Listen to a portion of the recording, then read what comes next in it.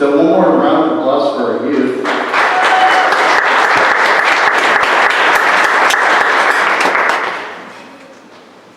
So the scripture for this morning,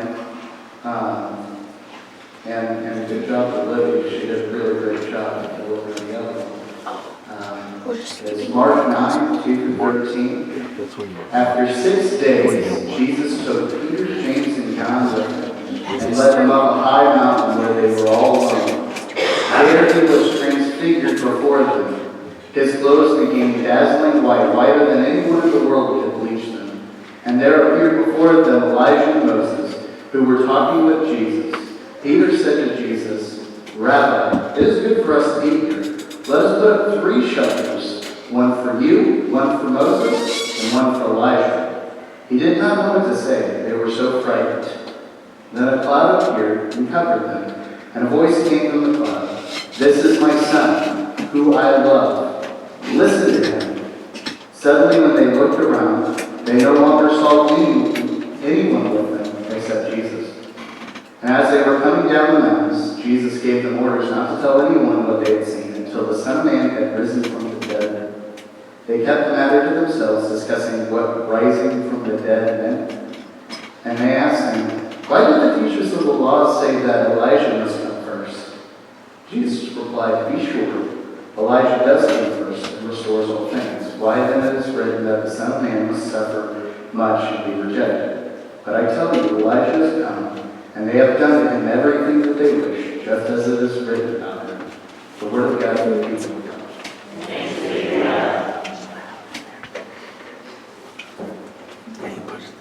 I love this Sunday. I really do. It reminds me of a lot of really good times in my life. Being able to step up, being able to get a little uncomfortable, yeah, and do something new. And it just thinking back on those times. At the time, there's all the nerves, there's all the energy, all the nervous stuff that goes on. But when you look back, you just remember the good stuff, right? You just remember how good everything was, how simple everything was, and the wonderful smiling faces out there in the congregation and things like that. It is what I remember from my youth Sundays, and I hope that that's what you guys take away from today. Is this wonderful memory of how things go. And it seems to me, and it strikes me, that this is something that we do a lot.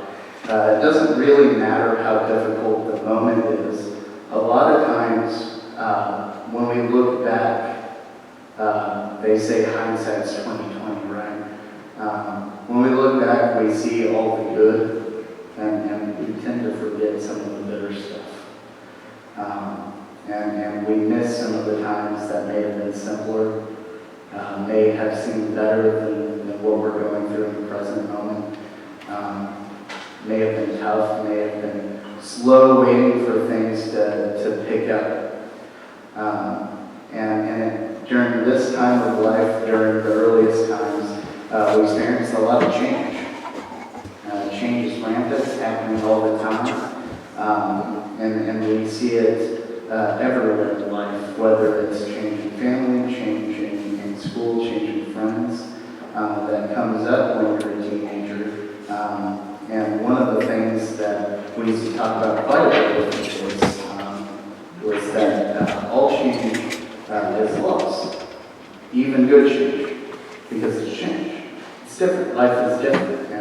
And because of that, and the grieving process that it takes to process those change, sometimes change becomes a 4-letter word. We don't like it an awful lot. But it's something that when it comes, it changes the nature of life. It brings us to a different place. And when we don't see the change coming, it forces. But sometimes it also is the thing that's going to make things just a little bit better. And so I asked the kids a question a while ago. We've talked about it a few times. Is the world getting better or worse? We have a lot of change going on, and change is rampant. It's fast and fast. It's happening whether we like it or not. It's happening at a pace that's not known before. There's a statistic that says that just 50 years ago, it took a year and a half for the world's knowledge to double. And currently, at the pace that we're gaining knowledge, it's about 30 minutes. Every 30 minutes, the world's knowledge of science and technology and other things is doubling every 30 minutes. And so we're experiencing change at a rate that humanity has never experienced it before. And so when you think about whether the world is getting better or worse, it depends on how you feel about change, right? It's changing fast, and we don't know whether that change is a good thing or a bad thing.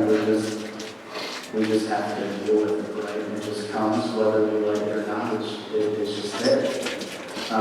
And a lot of times, what it leads to is this thing called the Golden Age fallacy.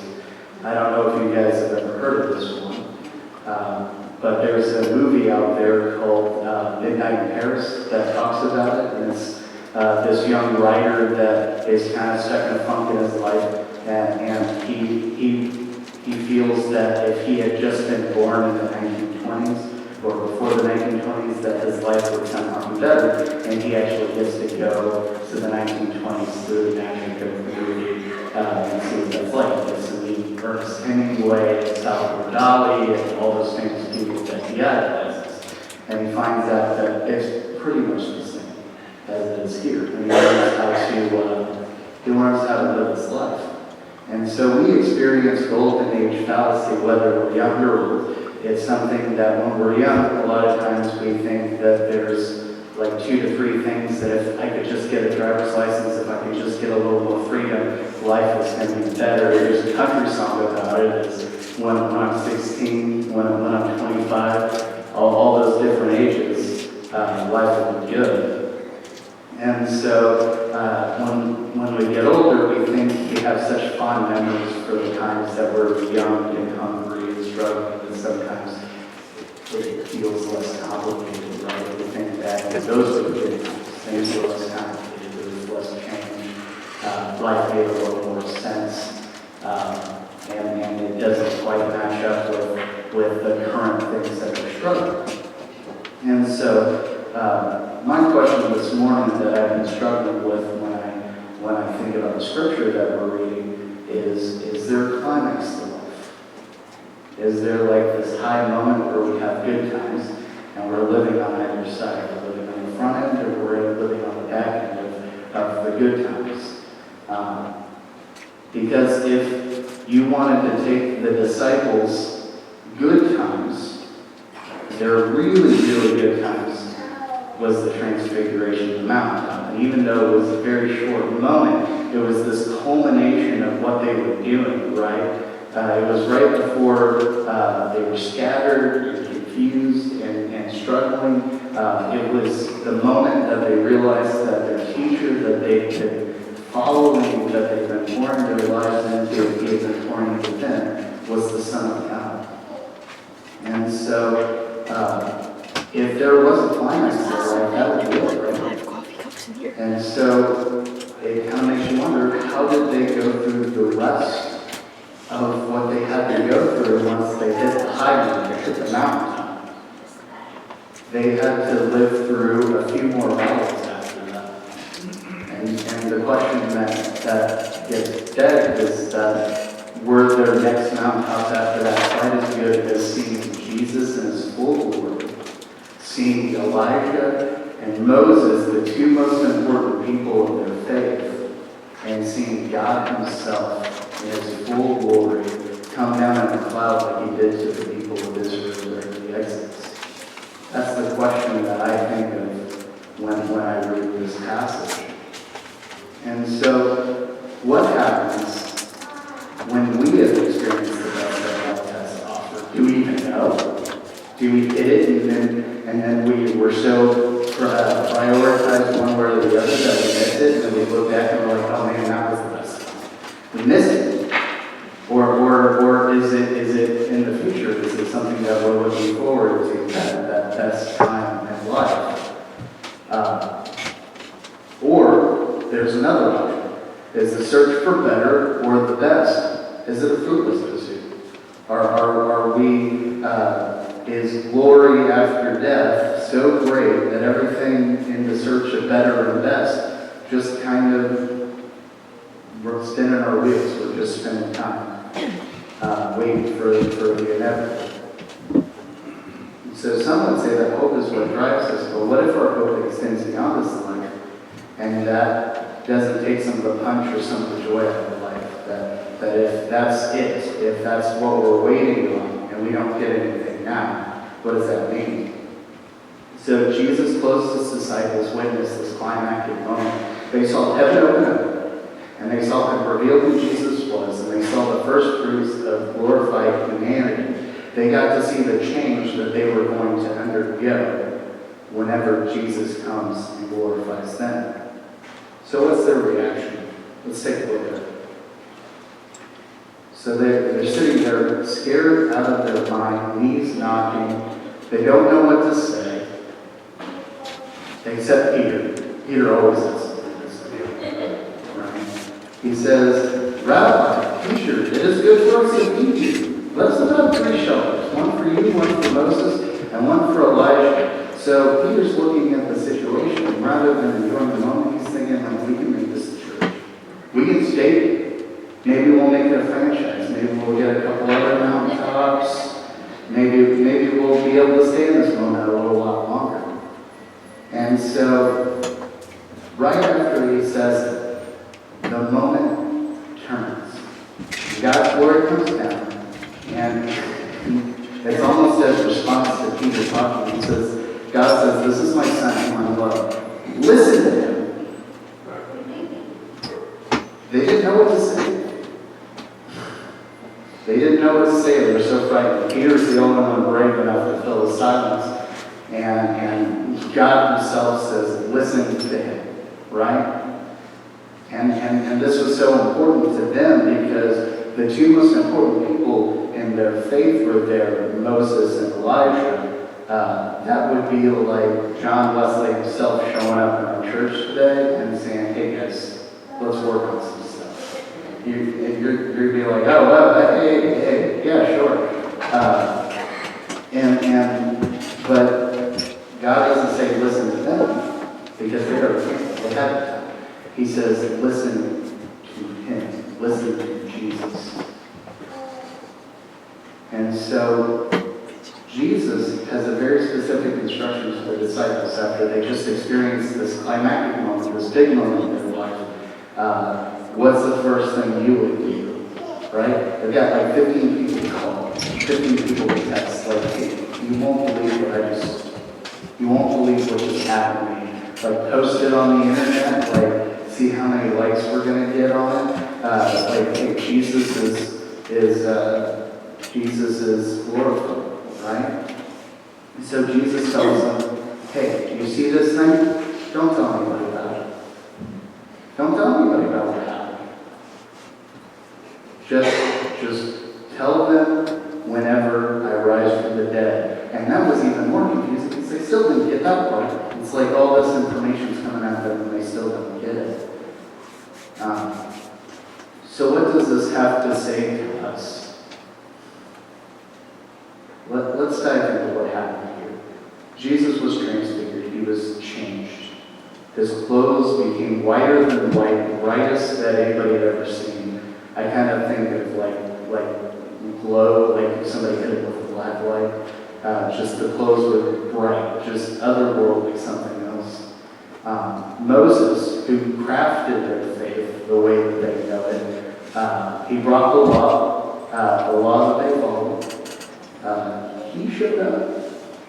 And so when you think about what their expectations were for this moment, it was kind of different than what they saw, because when John the Baptist shows up earlier in the text, he talks about, they ask him if he's Moses. They ask, are you the prophet? They ask him, okay, if you're not the prophet, are you Elijah? And he says no. And then they ask him if he's the Messiah. He says no. But Moses shows up. Elijah, who never died, they expected him to show up at the end of times. And so this was an end times event that they were witnessing here as Moses and Elijah showing up. And so when Peter responds to this moment, he tries to stay in the moment, right? He tries to slow it down. And so me and my wife, whenever we have like a really great event or something that's going on in our lives that's really special to us, like I'm not much a picture taker. She's kind of the treasurer of the household. She likes to keep the scrapbooks and stuff like that, likes to take the pictures and post them online. I don't do that. But when something's really special to me, we take mental pictures. We just say click, and then we just remember that moment. And then I can go back through my mental pictures, the time that I took the click, our honeymoon, when Judah was born, all those things that were my way of trying to grab a piece of that moment and keep it with me. And Peter tries to stay in that moment forever, but as soon as he tries to stay in the moment, it passes, just like every other moment. And so when they're on their way down, Jesus gives them those instructions. They kind of have like a question and answer session. They're trying to work through what happened, and they ask him, "Look, hold on. Elijah was supposed to come first and restore all things. Why then is it written that you why have you come first?" He says, "He did. He was John the Baptist. They a few chapters earlier, they murdered John the Baptist, and he says that was the first picture of what's going to happen to me." And so Jesus is trying to teach them how to picture what's going to happen to them, how to sort through it. And so we actually have it in Scripture that Peter followed what Jesus says, because in his letter, his second letter, he witnesses to the transfiguration. He does it in 2 Peter 1:16. And so, why instruct them to do this? Why have them experience this mountaintop event and then have them hold it till later? Well, I think there's something that we can dig out of this for us. And the thing that we can dig out of this is what happens when we experience the mountaintop moments. What do we do with them? Do we just try to stay in there as long as possible and have somebody pull us with a shepherd's crook out of them? No. We remember them. We take the mental picture. We process them. And then we bring them to the present with our witness, with our testimony. Jesus says, don't tell anyone until. He gives them a time in which to bring that story forward and to share it with others. And when we're in the valleys and when we're in the mountaintops, that's what we do. We don't live there. We don't try to go back. We process the information. We take the mental picture. And then we bring it up to the present later. We carry our story with us as Christians. So we're going to have a lot of mountaintops in life. We're going to have a lot of times that seem like life doesn't get better than this, and those times are shadows of the good things moving forward, the best things that we're going to run into. God doesn't let us stay there. That's a mercy.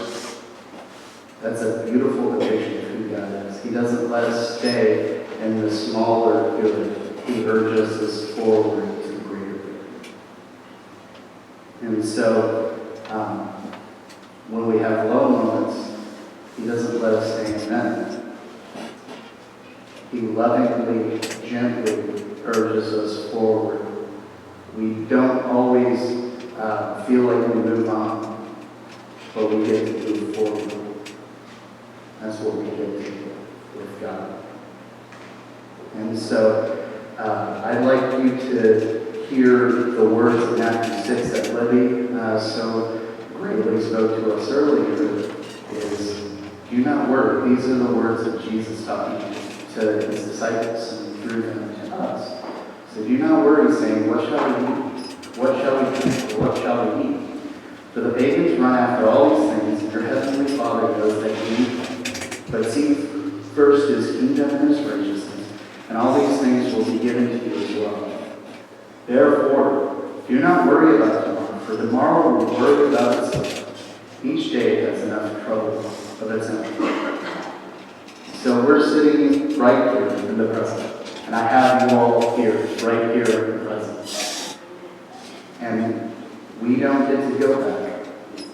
We can think backward, we can think about it, or we can wrap it up, but we don't get to go back and redo things and change things.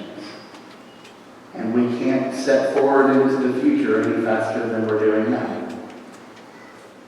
1 second at a time. So we have this wonderful moment right here with us. Today is full of trouble and opportunity. Both. And I would submit to you this morning that the message of the Transfiguration to us, to the glory of the passing moment as we're in, is that I would ask that you not think of the good times as something you're working toward, or that you remember. I would like you to think of the good times as now, because this is the gift that we're given today, and it will always get better than this, but right now is what we have. It's the gift we're given of the moment. So don't worry over the changes that you see. Look for God in those changes. The good times are now, because now is the only time that we actually have. So let's pray. Father God, thank you for sending your Son, and thank you for revealing him in his full glory to us. And we thank you that we have this such great hope at the end of everything, that we can be contented in the present, that you are working through us, that you are working in us, and we are exactly where you want us to be, so that we can move towards what you have for us. And we ask that you help us meditate on the things that you'll have for us today, so that we can craft a better tomorrow for all of those in our lives.